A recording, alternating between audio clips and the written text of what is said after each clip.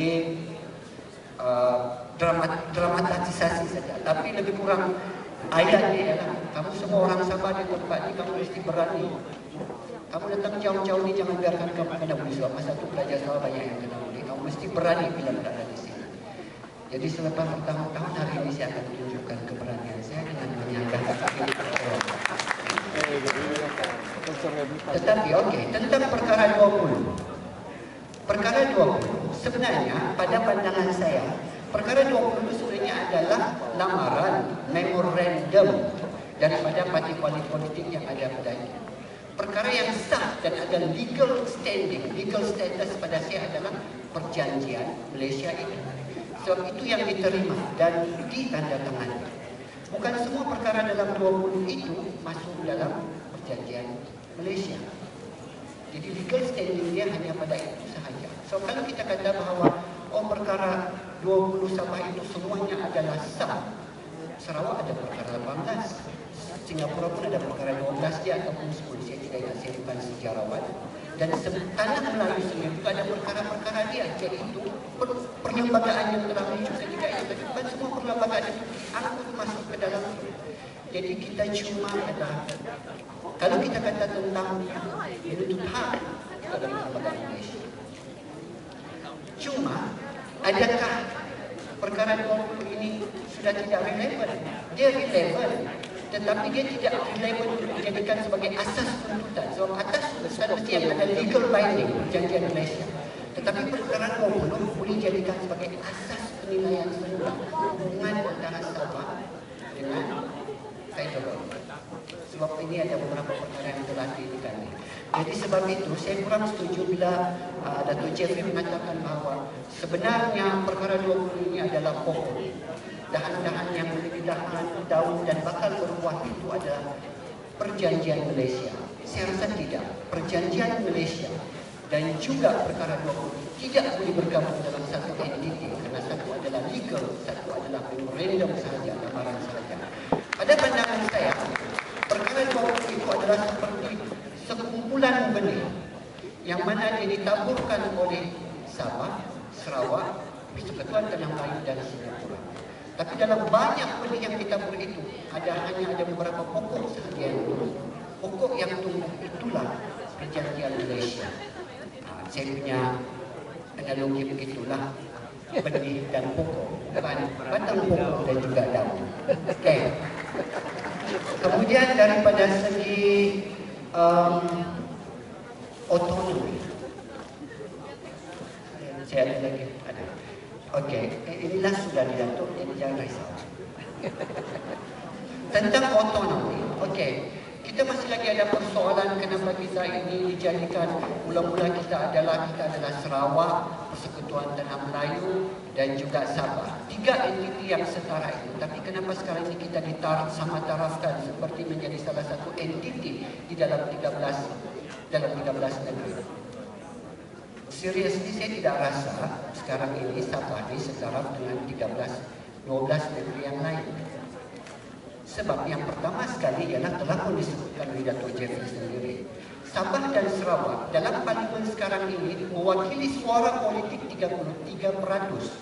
Semenanjung yang ada 11 negeri itu hanyalah 67%. Bermaksudnya dari segi kuasa politik, Sabah sebagai sebuah negeri mempunyai 2 kali kuasa berbanding dengan negeri-negeri yang ada di Semenanjung. Itu perkara yang pertama. Kedua, kita juga ada hal-hal lain seperti immigration dan sebagainya. Orang mau datang di Sabah ni, dari sana kena saya nampak semua, tapi kita pergi ke sana kan cuba hati saja kan. Jadi itu adalah macam perbezaan. Dan juga dia diterjemahkan lagi dalam pelbagai perkara-perkara yang lebih kecil. Sebagai contohnya, Universiti Malaysia Sabah kita ada unwritten policy. 40% mesti pelajar Sabah. Universiti Kelantan, Universiti Perlis, Universiti Pahang tidak boleh menuntut itu. Dan tidak akan menuntut. Kenapa? Sebab mereka tidak setara dengan kita.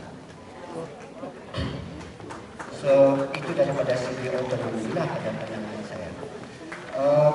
Dari segi borniosasi, Datuk Yong tadi, borniosasi saya setuju betul kita perlukan lebih ramai orang Sabah.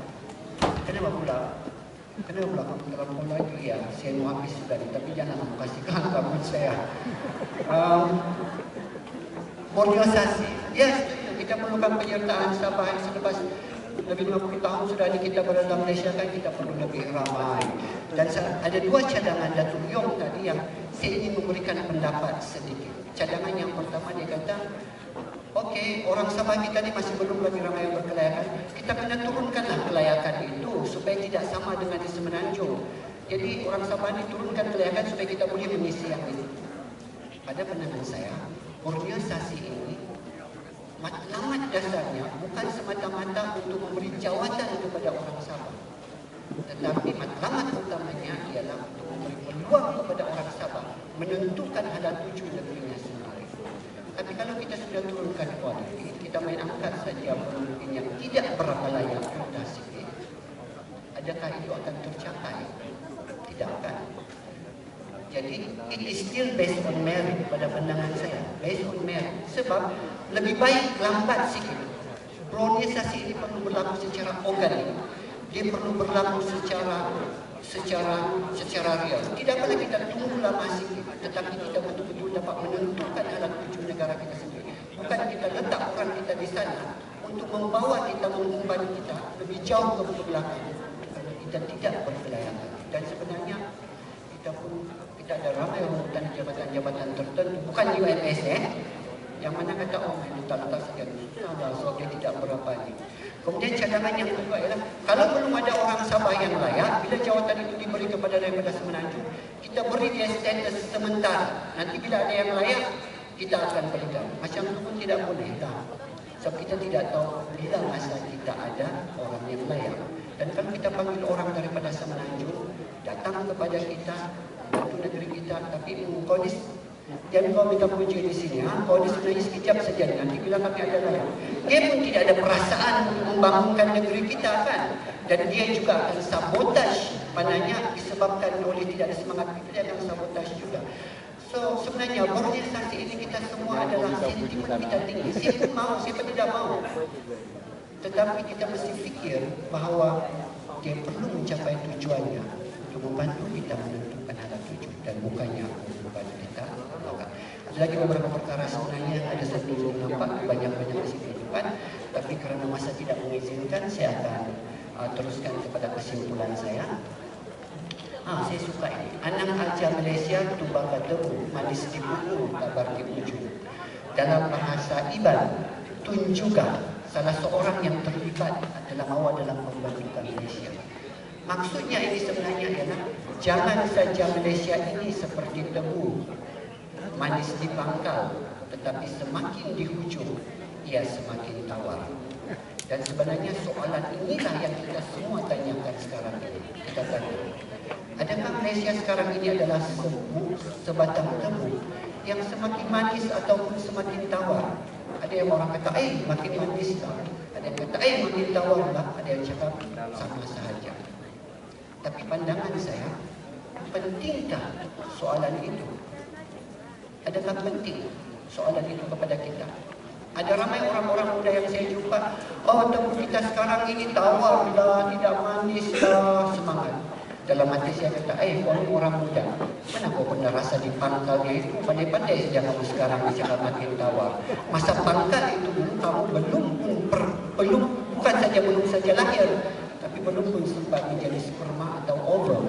Tapi kamu boleh cakap kata tawar, tawar, tawar. Lepas tu ada orang yang memang telah pun merasa pangkalnya. Dan sekarang ini masih lagi merasa ujungnya. Dia juga cakap, tawarlah, dulu pangkal pun saya sudah rasa, sekarang ini masih tawar. Pertanyaan saya ialah, mana kamu tahu tebu itu yang menjadi tawar? Mungkin cita rasa kamu yang telah berubah. Karena tempoh yang panjang itu, terlalu banyak minum gula, terlalu banyak makan makanan yang manis-manis, dan tebu sekarang ini tawar sahaja. Okey, poin saya di sini ialah bukan tidak penting kita menanyakan persoalan-persoalan ini, tetapi yang lebih penting bagi saya ialah kita telah memilih tebu itu untuk ditanam di kebun kita. Sekarang ini kita bersama-sama menjaga tebu itu dan menumbuhkannya. Jangan kita bergaduh tentang makin manis, makin tawar dan sebagainya. Kita mau tebu dulu. Kita belum sampai ke peringkat mempertikaikan manis ataupun tidak. Saya tinggal di Sabandar. Ada ramai penduduk di situ pendapatan kurang daripada 500 sebulan. Saya tidak rasa mereka semua ini peduli tentang kita ni sekarang ini tebu itu mana, ataupun semua yang ada setengah-setengah yang terlampau idealistik. Mereka hanya mahu sebuah negeri yang dapat memberikan mereka kehidupan. Jadi saya rasa semangat itu yang kita perlu adakan, perlu bawa di dalam perbincangan ini sebagai satu perkara untuk kita move forward. Ini yang akhir sekali. Sengajalah ini dalam buku saya. Ini pantun yang saya tulis dalam buku saya. Jadi tentang realiti sejarah.